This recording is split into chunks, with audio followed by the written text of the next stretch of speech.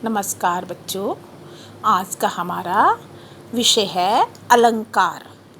अलंकार शब्द की रचना दो शब्दों के मेल से हुई है, अलम तथा कार। अलम का अर्थ होता है शोभा, सौंदर्य, गहना, आभूषण, और कार का अर्थ है करने वाला। इस प्रकार अलंकार का क्या अर्थ हुआ? जो शोभा करता है, यानी कि शोभा को बढ़ाता है। जैसे स्त्रियां गहने क्यों पहनती हैं? सुंदर लगने के लिए पहनती है ना। इसी प्रकार जो काव्य में या साहित्य में जो सौंदर्य उत्पन्न होता है वो अलंकार से होता है। जिन साधनों से साहित्य में सौंदर्य उत्पन्न होता है उसे हम क्या कहते हैं? अलंकार। अब आपको इतना समझ आ गया अलंकार क्या चीज़ होती है? अलंकार जो काव्य की और साहित्य की सुंदरता बढ़ाते हैं। अलंकार दो प्रकार के होते हैं, शब्दालंकार, अर्थालंकार। सबसे पहले शब्दालंकार। शब्दालंकार क्या होता है?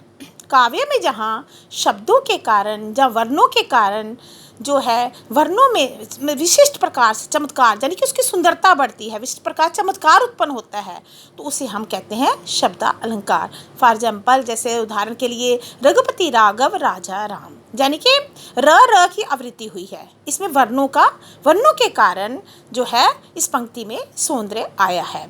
अर्थालंकार होता है काव्य में जहाँ अर्थ के कारण जो है सौंदर्य उत्पन्न होता है, मतलब अर्थ के कारण होता है, शब्द के कारण नहीं, ना वर्ण के कारण, अर्थ के कारण होता है। जैसे हरिपद कोमल कमल से, हरि के पांव जो है कोमल कमल के समान कोमल हैं, यानी कि उसके अर्थ के कारण जो सौंदर्य काव्य में उत्पन्न होता है उसे हम कहते हैं अर्थालंकार। दूसरा है, उसके बाद है आपका शब्दालंकार के आगे से तीन भेद हैं, अनुप्रास अलंकार, यमक अलंकार, श्लेष अलंकार। ठीक है। और अर्थालंकार के 5 भेद हैं, उपमा, रूपक, उत्प्रेक्षा, अतिशोक्ति, मानवीकरण। आपने 8th क्लास में भी इसमें कुछ पढ़े हुए हैं और कुछ आपके लिए नए हैं। सबसे पहले है अनुप्रास अलंकार, जो आपने 8th में भी पढ़ा हुआ है। क्या होता है बताओ मुझे? अनुप्रास अलंकार जब किसी वर्ण की आवृत्ति, मतलब एक से अधिक बार होती है, कोई वर्ण एक से अधिक बार आता है। जैसे मैंने अभी आपको बताया था, रघुपति राघव राजा राम, मुदित महीपति मंदिर आए, मुदित महीपति मंदिर, तीनों बार म लगने से वर्ण में जो है 3 वर्ण में आवृत्ति, यानी कि रेपिटेशन हुई है, इसलिए हम इसे अनुप्रास अलंकार कहते हैं। उसके बाद आ गया यमक अलंकार। यमक अलंकार में क्या होता है? साहित्य में यदि एक शब्द एक से अधिक बार आए और उसका अर्थ दोनों बार अलग अलग हो, यानी कि 2 बार आ गया ना, एक से अधिक बार, लेकिन मीनिंग उनका अलग अलग होना चाहिए। जैसे फॉर एग्जाम्पल, काली घटा का घमंड घटा। अब काली घटा क्या होती है? जो बादल आते हैं तो उसके ऊपर ये काला काला होता है ना बादल, उसको बोलते हैं घटा। और उसका घमंड घटा, एक हो गया बादल को बोल रहा है, दूसरा घटा मीन कम होना।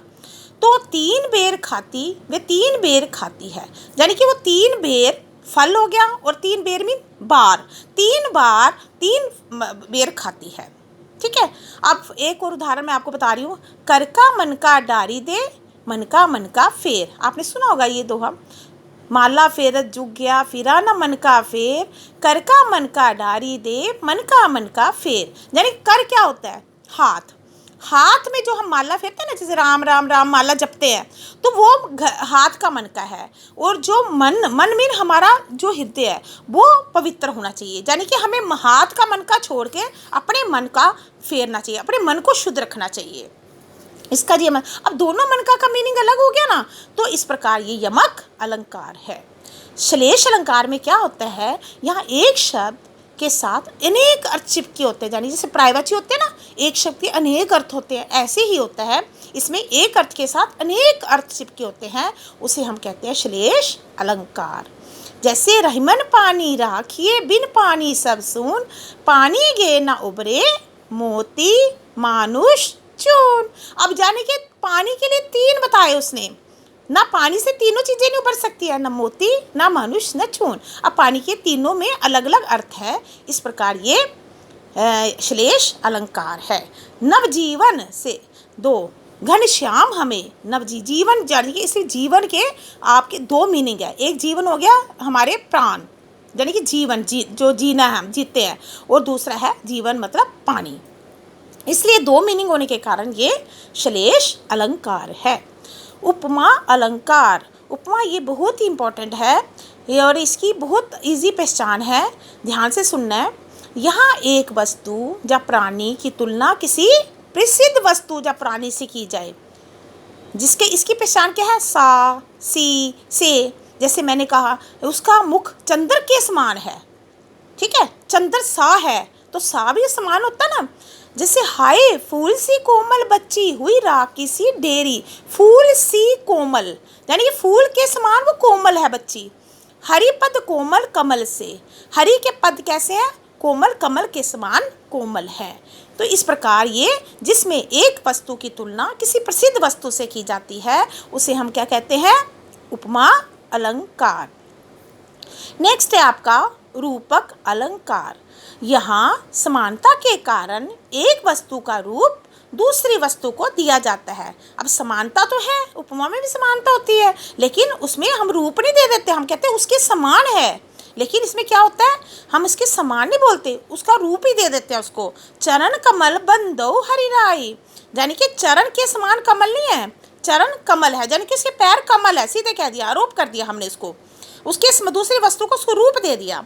मैया मैं तो चंदर खिलौना लीनो, अब चंदर खिलौना क्या है, यानी कि चंद्र के समान खिलौना नहीं लेना मैंने सीधा चंद्र खिलौना, यानी कि उस खिलौना को चंद्र बना दिया। इस प्रकार एक वस्तु का रूप दूसरी वस्तु को जब दिया जाता है तो वो रूपक अलंकार है। नेक्स्ट है हमारा उत्प्रेक्षा अलंकार। उत्प्रेक्षा अलंकार में क्या होता है, जहाँ उपमेय पर उपमान की संभावना की जाती है। संभावना का मीनिंग पता ना आपको, कि संभावना मीन शायद या डाउट, ऐसे मानना जाना, जैसे संभावना में उसको माना जाना, वैसा जैसे सिर फट गया उसको मानो, इसकी सीधी पहचान क्या है, मानो, मनु, जानो, ज्यों, जनु, ये इसकी पहचान है। ये शब्द आपने ये पंक्ति में देखोगे तो इसकी पहचान हो जाएगी, उत्प्रेक्षा अलंकार है। सिर फट गया उसका मानो अरुण रंग का घड़ा, अब मानो ने क्या पहचान कराई आपको, उत्प्रेक्षा अलंकार, ठीक है।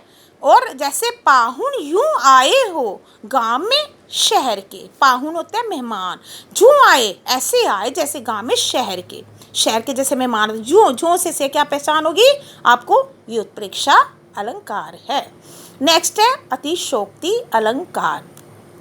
यहाँ क्या होता है, किसी बात को लोग सीमा से अधिक बढ़ा चढ़ा कर कहते हैं, ऐसा पॉसिबल नहीं है लेकिन हम उसको बढ़ा चढ़ा कर कह देते हैं। एक उदाहरण है, हनुमान की पूंछ में लग न पाई आग, लंका सिगरी जल गई गे निशाचर बाग।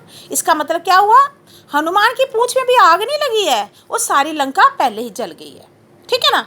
तो जैसे एक और उदाहरण बता रही हूँ, आगे नदियाँ पड़ी अपार घोड़ा कैसे उतरे पार, राणा ने सोचा इस पार तब तक घोड़ा था उस पार। इस लाइन का क्या मतलब हुआ, नदियाँ जब राणा जा रहा है तो उसने देखा आगे एक बहुत बड़ी नदी है, वो घोड़ा कैसे नदी को पार करेगा।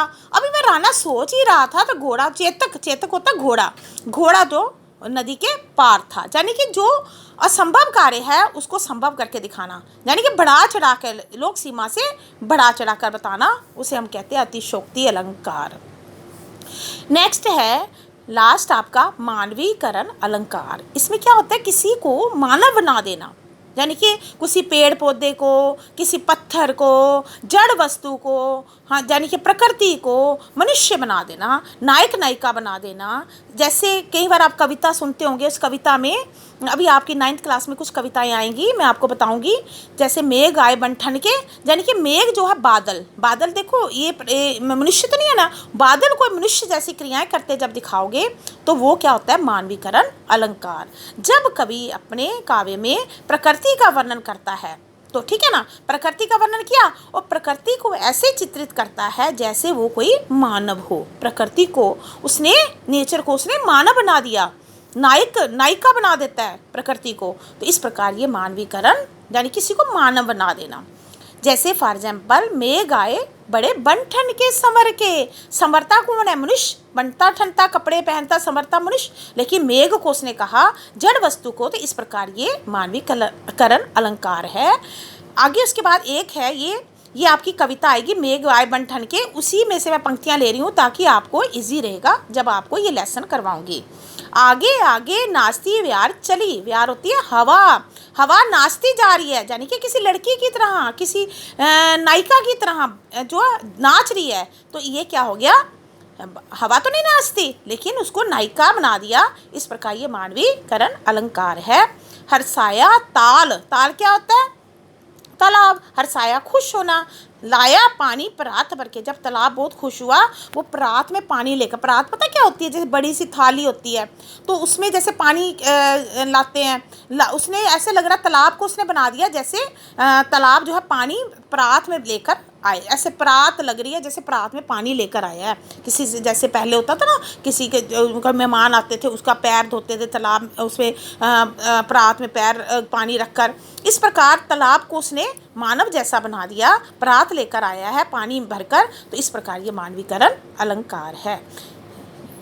आपको मुझे उम्मीद है आज ये अलंकार का लेसन, अलंकार उसके भेद, ठीक है, ये सारा समझ आ गया हो गया। तो अगर आपको ये लेसन अच्छी तरह समझ आया है तो इस वीडियो को लाइक भी करें और सब्सक्राइब करें। इस कुछ मैं आपको प्रैक्टिस के लिए लाइंस दूंगी, पंक्तियाँ दूंगी, उसकी आपने प्रैक्टिस करनी है, ठीक है। Thank you, God bless you.